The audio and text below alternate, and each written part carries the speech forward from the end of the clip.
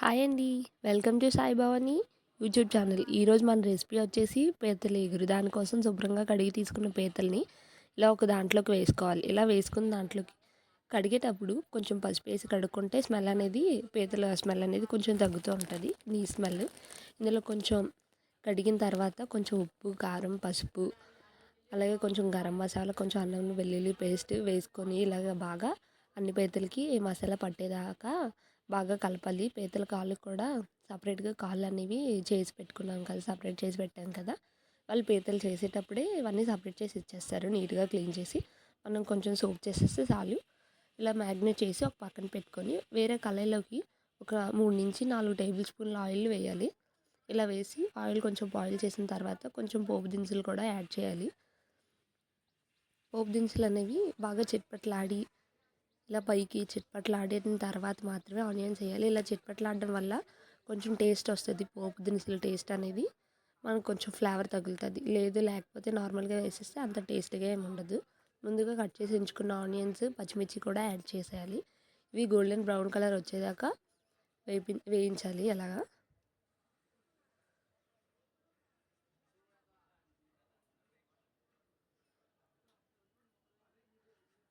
Onions కొంచెం గుండగా cut చేసుకున్నా పర్వాలేదు.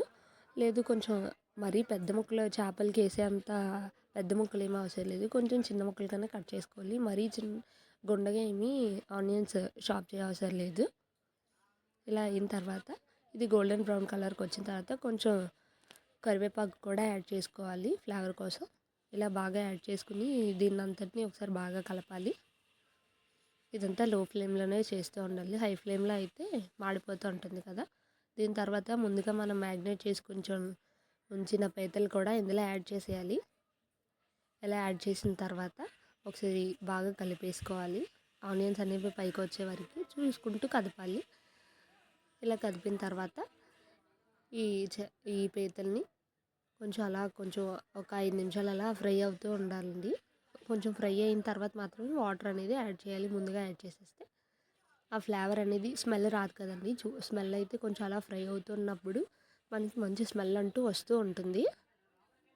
సిమ్లో పెట్టి అలా ఫ్రై చేస్తూ ఉండాలి. అలాగని అస్తమానం గరిటెతో కలపకుండా ఉండాలి. కలపడం వల్ల ఏంటంటే పీతలు ముక్కలు ముక్కలుగా అయిపోతూ ఉంటాయి కదా. అందుకని సిమ్లో పెట్టి అలా ఫ్రై అయ్యనివ్వండి దాన్ని. అలా ఫ్రై అవుతున్న తర్వాత ఒక 5 నిమిషాలు ఫ్రై అవ్వనివ్వండి. ఇలా ఫ్రై అయిన తర్వాత కొంచెం వాటర్ అనేది యాడ్ చేసుకోండి. ఎక్కువగా అవసరం లేదు. మనకి ఇగురు ఎంత కావాలంటే దాన్ని బట్టి ఆ కన్సిస్టెన్సీ బట్టి వాటర్ యాడ్ చేసుకోండి. ఇలా కొంచెం వాటర్ యాడ్ చేసుకున్న తర్వాత నేనైతే కొంచెం వాటర్ యాడ్ చేసుకున్నాను. ఇలా వాటర్ యాడ్ చేసుకున్న తర్వాత ఒక 5 నిమిషాలు అలా ఉంచండి, ఉడకనివ్వండి. కొంచెం ఉప్పు కారం సరిపోయిందా లేదా అని టెస్ట్ చేసుకొని ఒక 5 నిమిషాలు ఉంచితే ఇలా అయిపోతుంది. దీన్ని ఒక బౌల్లో వేసేసుకోవడమే. అంతే, టేస్టీ పీతల ఎగురు రెడీ. మీరు కూడా ఒకసారి ట్రై చేసేయండి. ట్రై చేసి టేస్ట్ ఎలా వచ్చిందో నాకు కామెంట్ చేసేయండి. నచ్చితే లైక్ చేయండి, షేర్ చేయండి, సబ్స్క్రైబ్ చేయండి. Bye bye.